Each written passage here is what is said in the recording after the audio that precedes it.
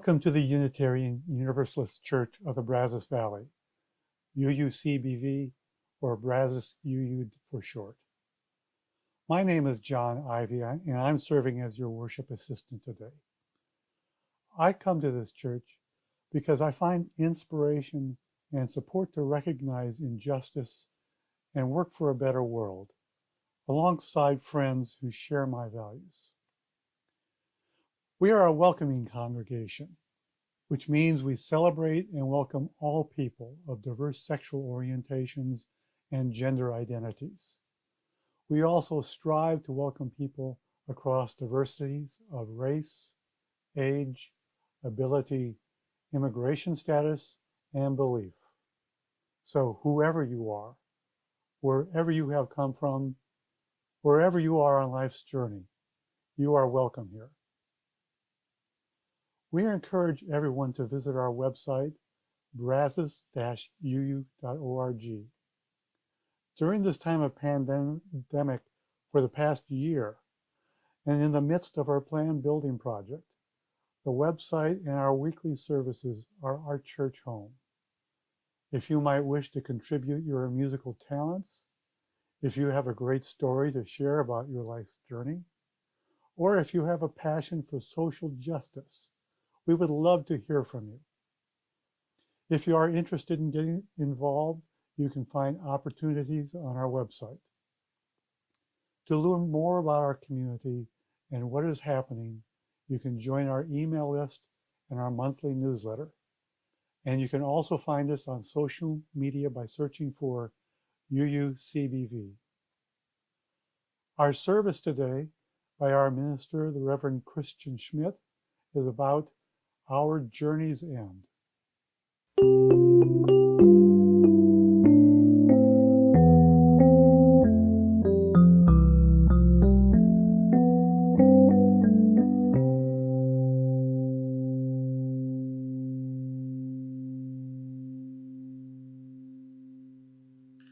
Our call to worship today comes from the Reverend Maureen Killeran.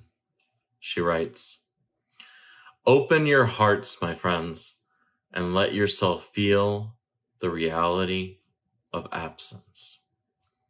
Open your hearts and acknowledge that we gather in the presence of death. Open your hearts. Make room for the healing balm of connection, the release of forgiveness.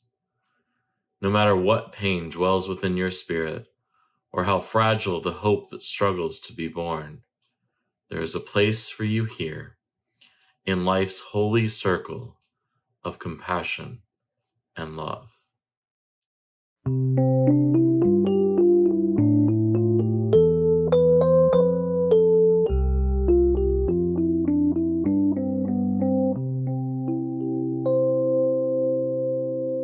Thank you, Reverend Christian. As I light our chalice today, I invite you to light your own chalice if you have one.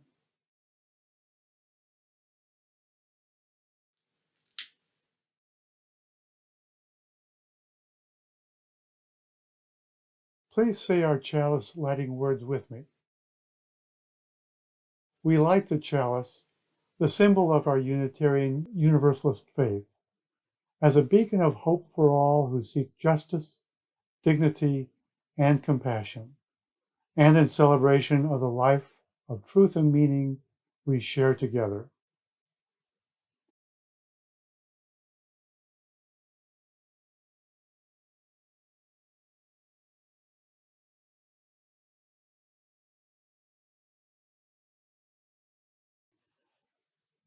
Now, please join me in saying our affirmation. Love is the spirit of this church, and service is its gift. This is our great covenant, to dwell together in peace, to seek the truth in love, and to help one another.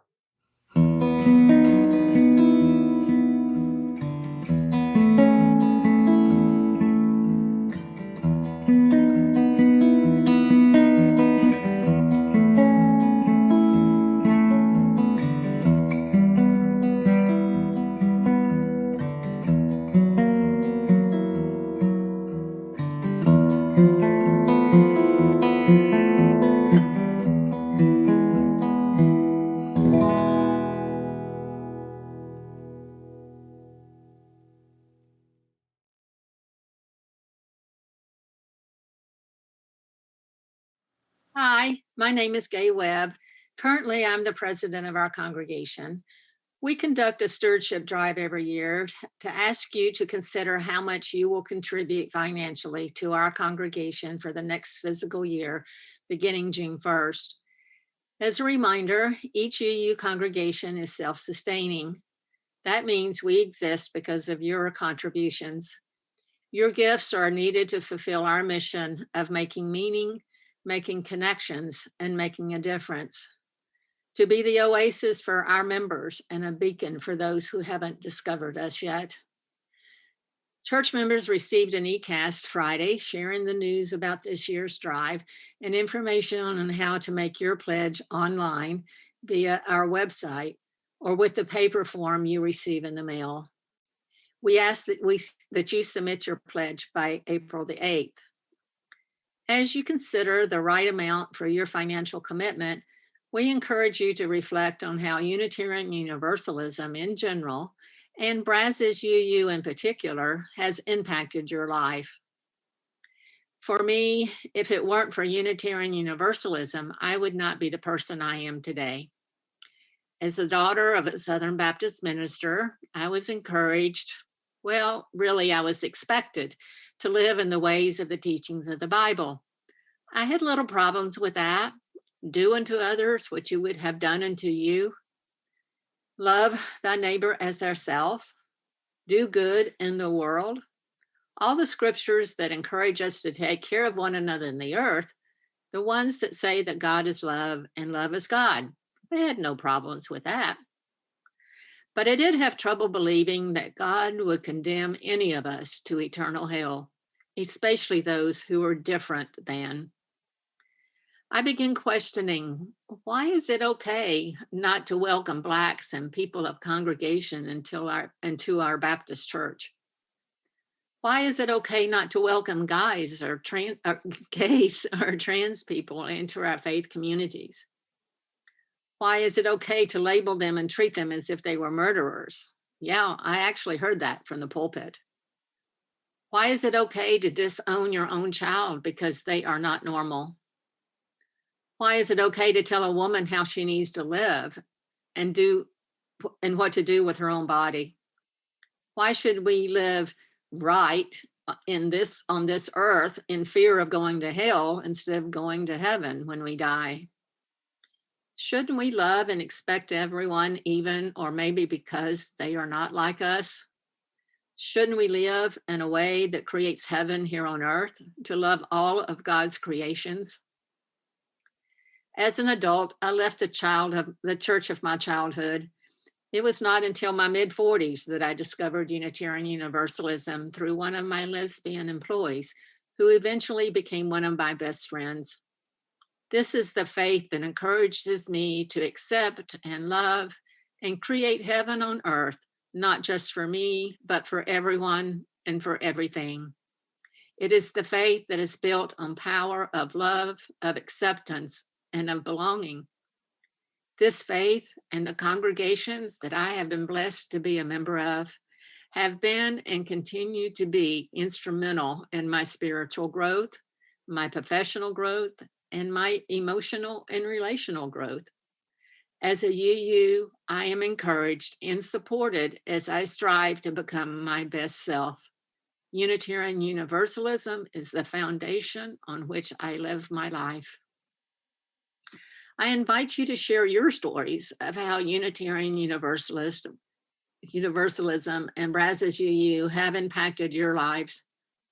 In lieu of meetings this year, we have created a virtual UUCBV storyboard where you can add your comments, your stories, upload your photographs, upload videos that you might create just for this special occasion. This link is in the e-cast and the letter we sent. You can also click on the link in the chat box. This will be a virtual memory book for a long time and maybe even reside as a real book in our church library. Let our financial commitments be the tool we use to pay it forward, to provide a safe space of others to live into their best selves, to ensure that our congregation will be here for not only next year, but for generations and centuries to come. I give my gratitude for you and the financial commitment you make to our future. Blessed be.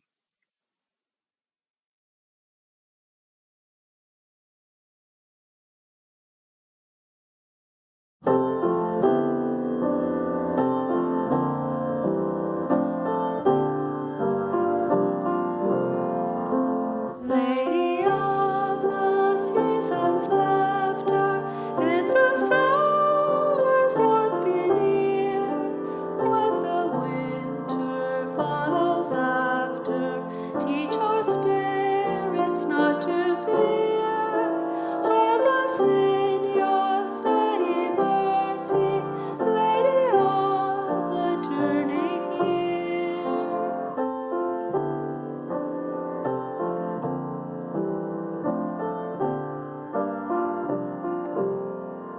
Sister of the evening starlight, in the falling shadows stay, here among us till the far light of tomorrow's dawning ray. Hold us in your steady mercy, Lady of the turning day.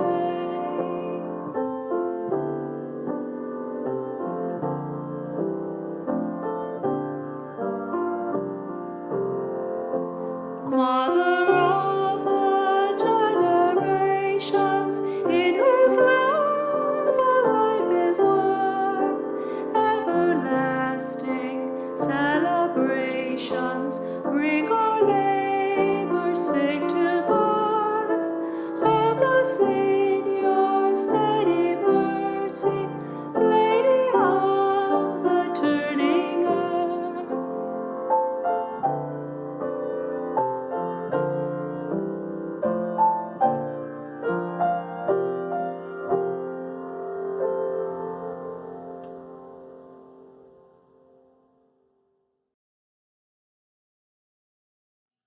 Our Time for All Ages today is a very old story, and one I've told many times, and one you may have even heard me mention before. Long, long ago, when God made the first people and prepared to put them on the earth, God asked them if they would rather die like the moon or like the banana tree. The people did not understand. They did not know how to answer this question. And so they wondered what it was to die. What would it be like to die like a banana tree? What would it be like to die like the moon? And so they asked God these questions. God explained the moon dies every month. It slowly but surely gets smaller and smaller in the sky until it's only a tiny silver sliver. But then it is reborn and grows bigger every day until it's round and full in the sky again.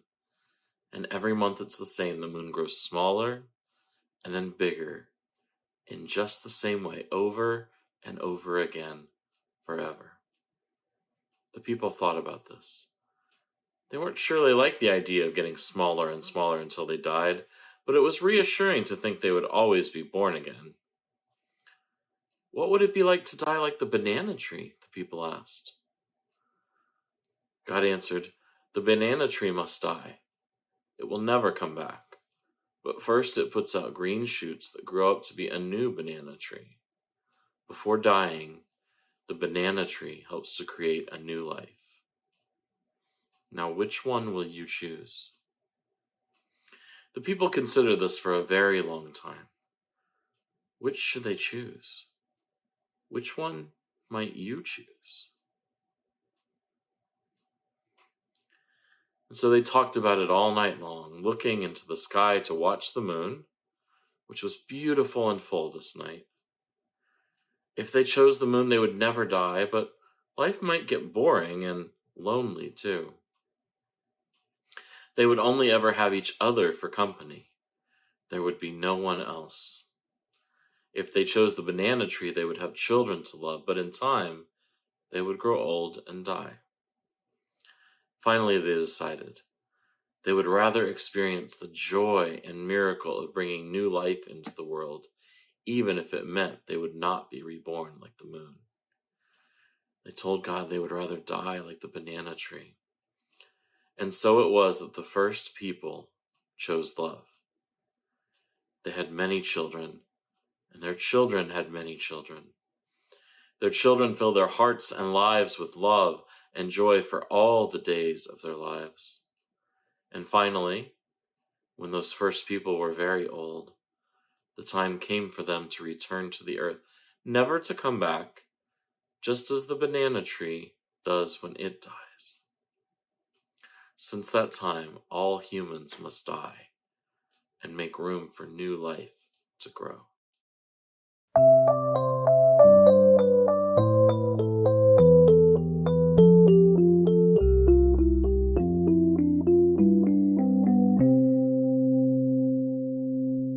Please join me in our time of prayer and quiet reflection. Our prayer today comes from the Reverend Natalie Fenimore. She writes, "We offer blessings for life and for the end of life, blessings for those who are dying, blessings for the caregiver, holding love and carrying burden. Blessed is the body, youth claimed by death, elder claimed by death. Blessed is all creation moving toward one ending in order to begin again. Let us then bless the gathering. Bless the food brought and cooked and delivered, whether it's eaten or not. Bless the toast. Bless the water. Bless those we share in this bounty with. Blessed are the stories told with tears and with loud, loud laughter. Bless the hair cut short or the hair grown long in mourning. Blessed is all we wear.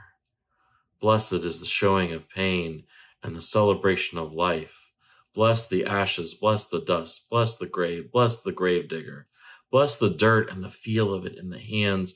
Bless the stones on the grave and the flowers and the headstone, the monument. Bless the inscription, bless the naming of the dead. Blessed are the memories.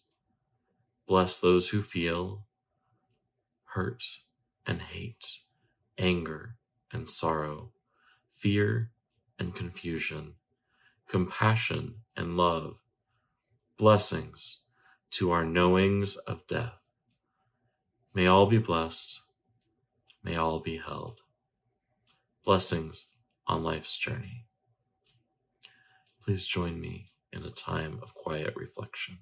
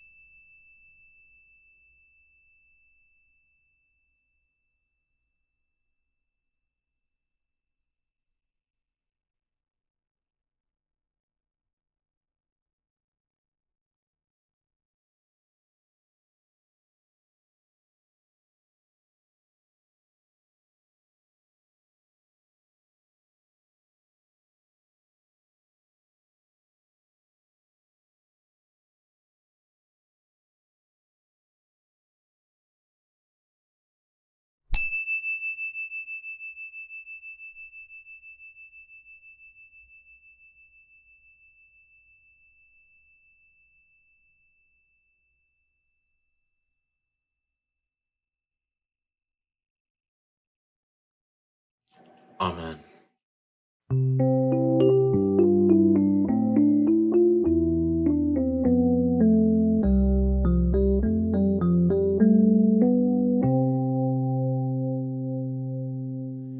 As we do each week in worship, we take a time today to share our joys and concerns, our sorrows and milestones. You may share yours in the chat box at any time, knowing that all of us will hold you in that. We also hold any joys or sorrows that go unspoken or unwritten. Know that as a part of this community, we hold all of us, each of us. So we talked today about death, about what, if anything, is after death, about how all of us deal with death and grieving.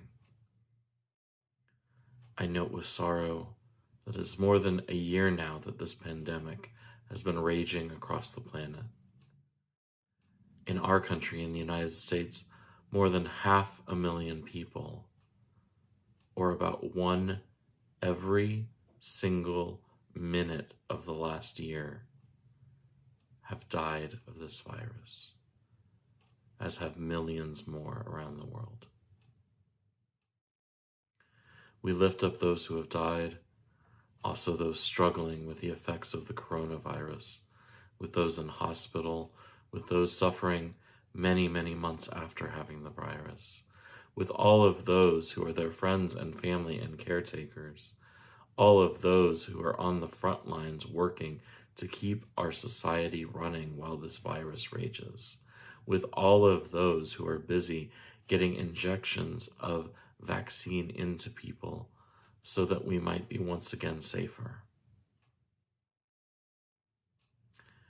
We remember, as we do each week, that Black lives matter, and we work for anti-racism and against oppression of all forms. If you haven't already, there's still certainly time to share your own joy or sorrow in the chat box. And once again, know that all of these are held by all of us in this community.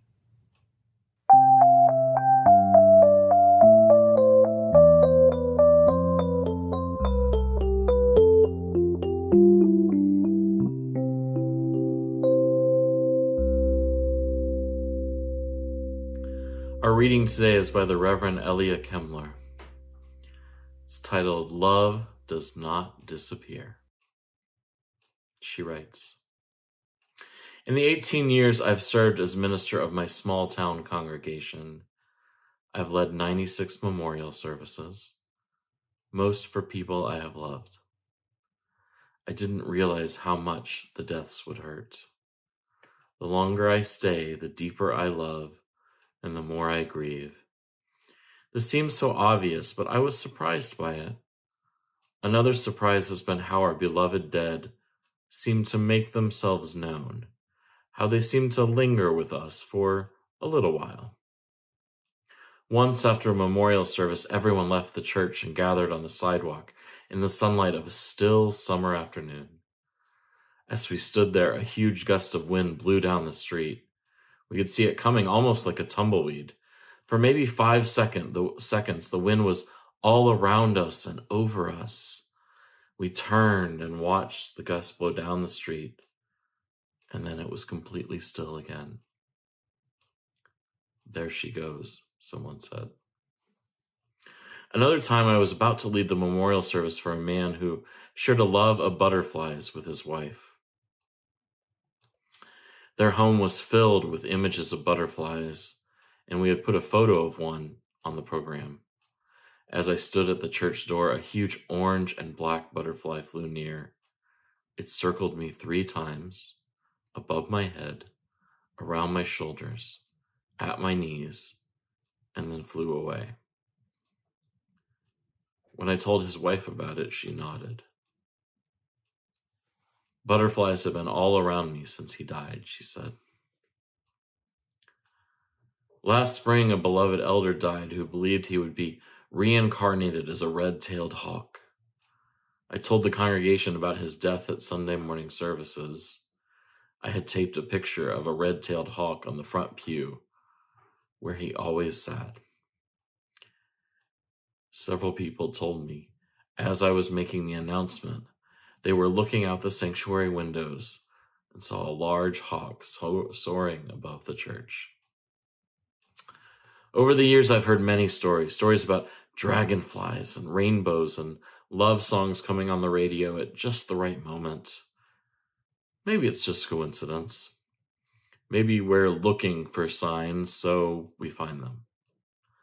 But maybe those we love are nearer to us than we realize. Maybe love is vaster than the limits of our understanding. I believe that it is. And so ends our reading.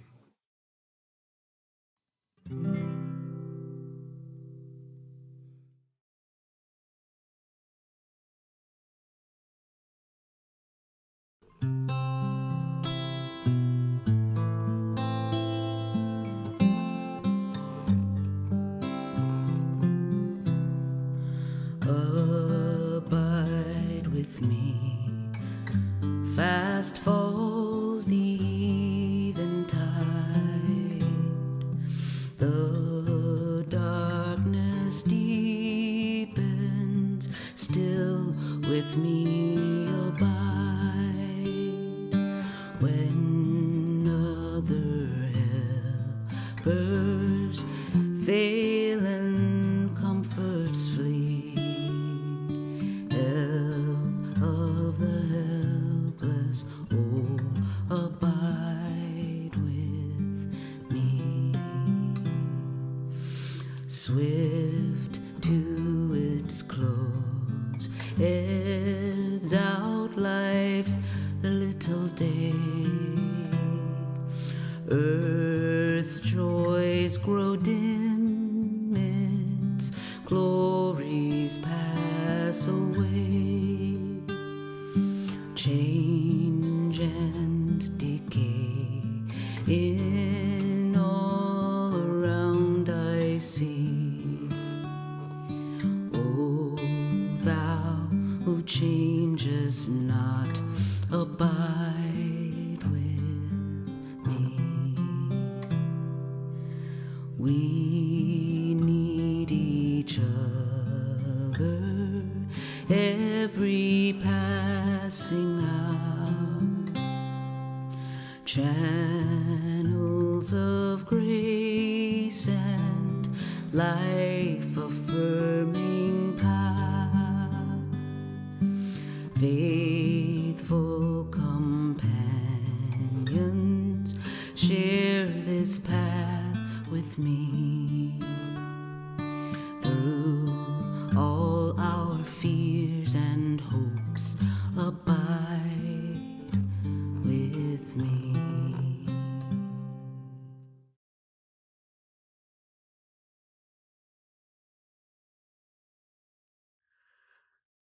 As I was preparing for this sermon, I thought, what a downer of a sermon topic. Death. Who wants to hear about that?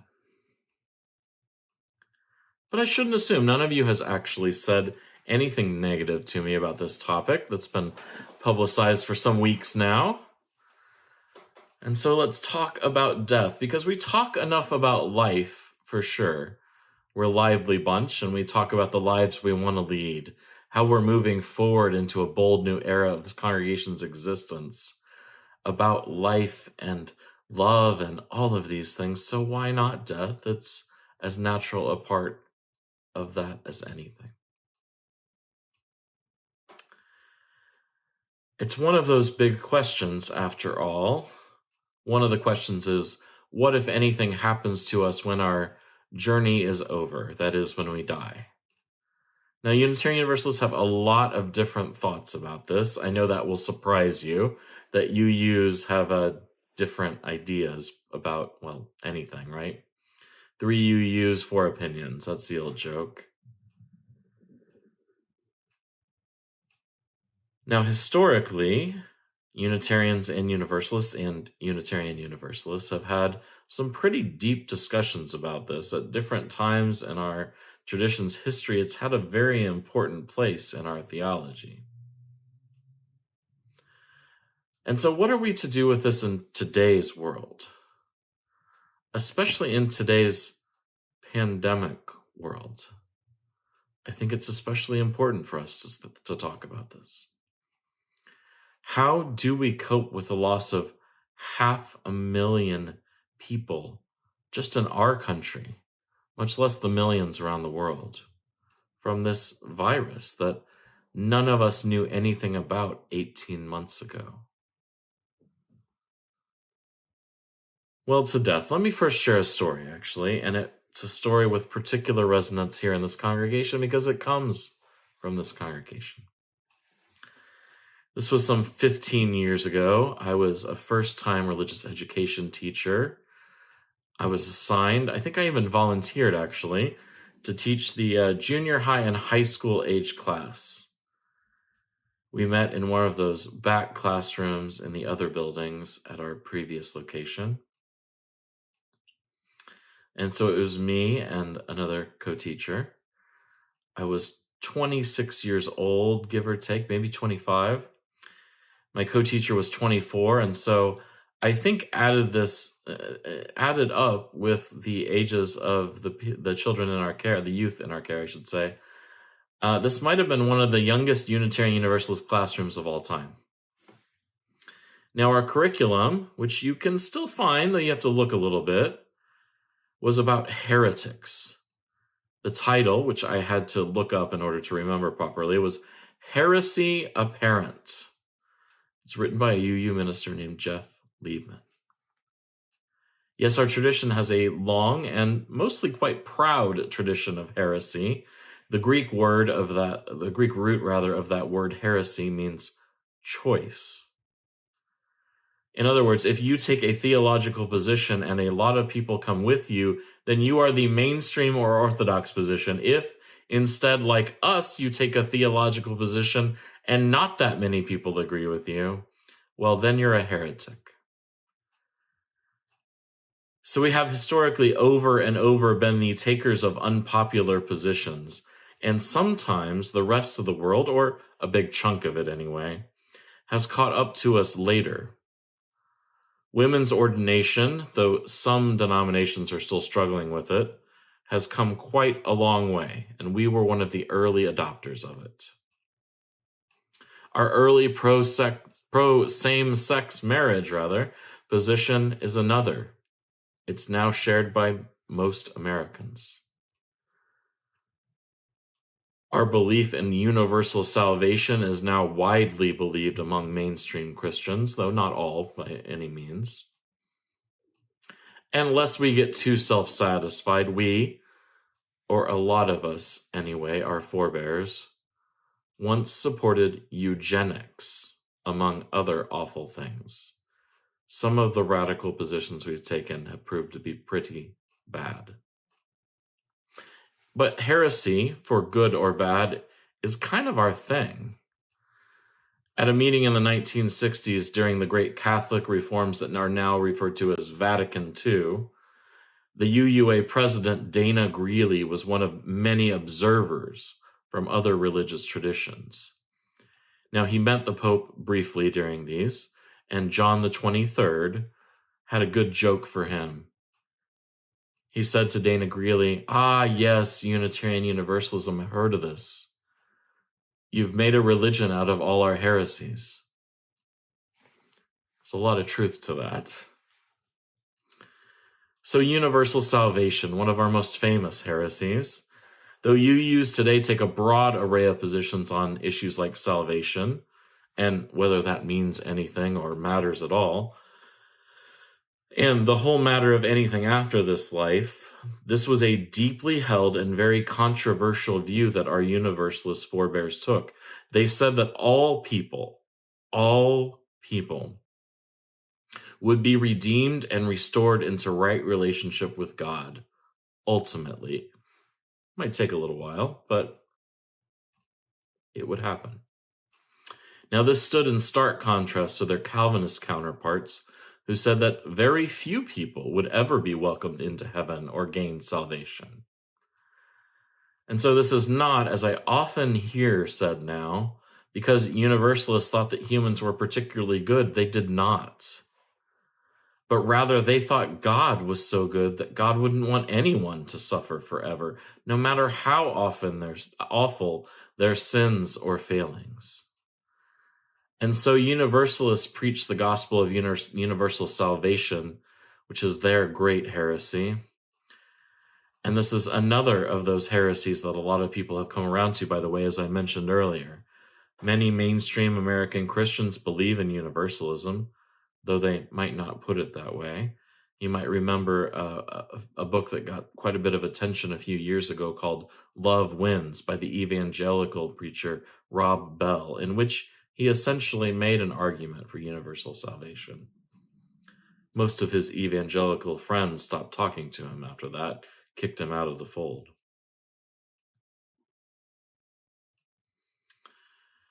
In today's Unitarian Universalism, we believe a lot of different things, including about death.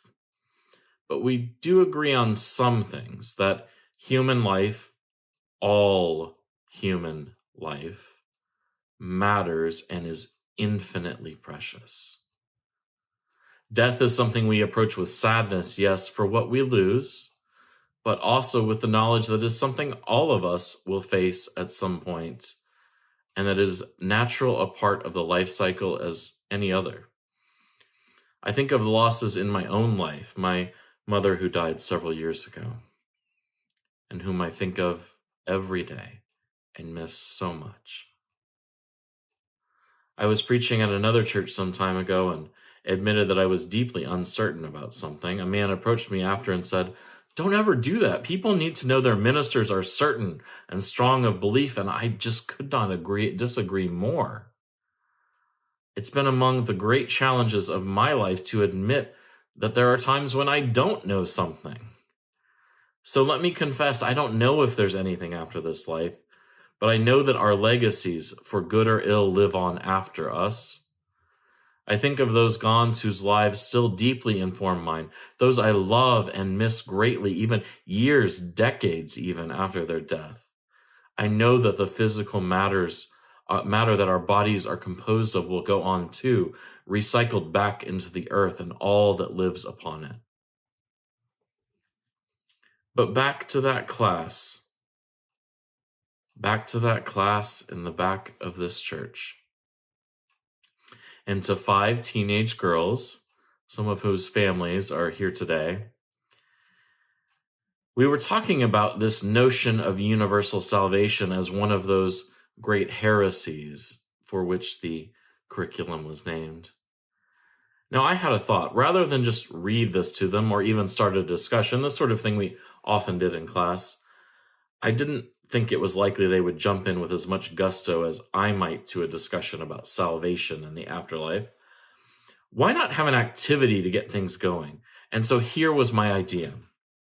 I gave each of them a sheet of paper, just a plain white sheet, and we had markers and pens and crayons, all sorts of drawing implements. And I said, I'd like you to draw the afterlife for me, whether that's heaven or hell or nothing or something else entirely.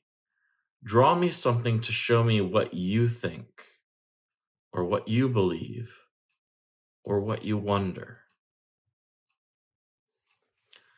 This is a scary moment for me. I think this was literally one of our first few meetings. It was the first time I had taught RE, and I'd been attending this congregation for only a year, maybe. And I didn't know most of these girls very well at all. And I have to say, friends, not to brag, but this was perhaps the biggest success of my entire religious career. They drew me the most amazing things, a picture of what reincarnation might look like. There was a sort of circle of life thing where our physical matter recycled back into the world. And there was the most amazing picture describing I don't know that you've ever seen, and more. I tried to find the pictures to show them today, and I think I have them in a box somewhere from our many moves, but I couldn't find them right away. I'll share them if I do. I kept them, though, all these years because I was so blown away by what these young ladies drew. And everything looked different, and all their ideas were different, and they were all beautiful. So I don't know what we do with grief except to be together, to share it, to know that we are held in community, that we are loved, and that we are never, ever alone. And for all of us who ever struggle to talk about death, or talk about what, if anything, is after this life, maybe we should try drawing it sometime. Because I know you have some thoughts in your head. So draw them up. Show someone, show them to me. We can talk about death. We can face that final part of our journey together. May it be so.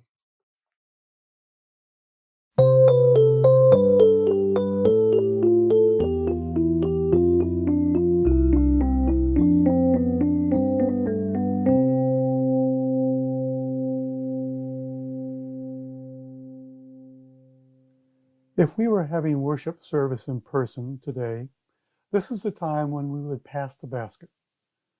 This church shares the proceeds of the offering plate donation every week to support important nonprofit organizations with which we work. This month, we are proud to continue our support for the Brazos Valley Food Bank. Their vision is for a hunger-free Brazos Valley, and their mission is to unite our community to nourish our neighbors in need. If you wish to make an offering, you can mail your check, or for your convenience, you can donate online. On our homepage at brazos-uu.org, you can find our mailing address at the bottom, and at the top, you will see a Donate Here link. In the chat box, you will see that information and link now. May each of us look into our hearts. How much love, how much generosity, how much faith, how much gratitude, how much hope is there?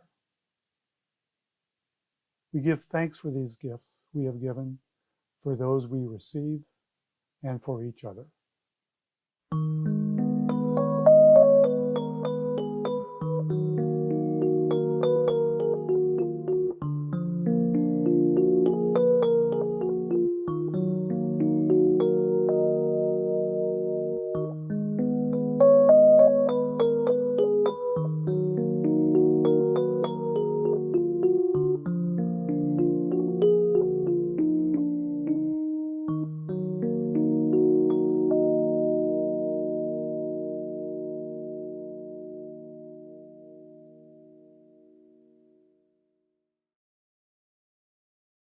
Hey everybody, come sing a song with me. Here's our note. La. Come sing a song with me. Come sing a song with me. Come sing a song with me, that I might know you're mine. And I'll bring you home when hope is hard to find. And I'll bring a song of love and a rose in the winter time. Come dream a dream with me. Come dream a dream with me. Come dream a dream with me, that I might know you're mine. And I'll bring you home when hope is hard to find. And I'll sing a song of love and a rose in the winter time. Come walk in rain with me. Come walk in rain with me. Come walk in rain with me, that I might know you're mine. And I'll bring you home when hope is hard to find. And I'll bring a song of love and a rose in the winter time. Come share a rose with me. Come share a rose with me. Come share a rose with me, that I might know you're mine. And I'll bring you home when hope is hard to find. And I'll bring a song of love and a rose in the winter time. A rose in the winter time.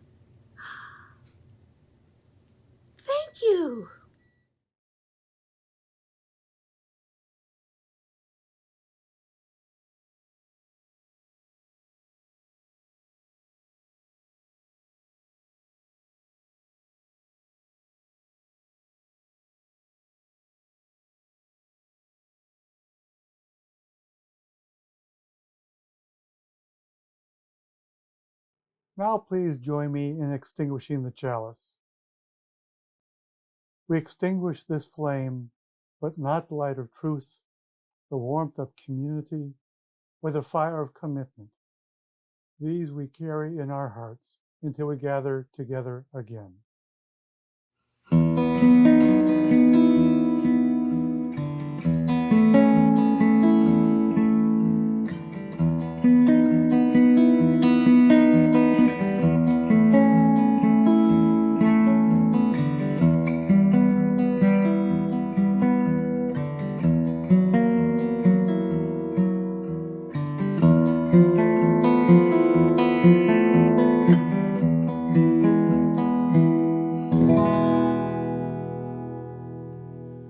Friends, there's so much to grieve, so many dead, so many affected by this virus and by myriad other things. All of us have one job on this planet: to love one another, to remember those who are gone, and to live lives they would be proud of. Our worship has ended, and our service begins.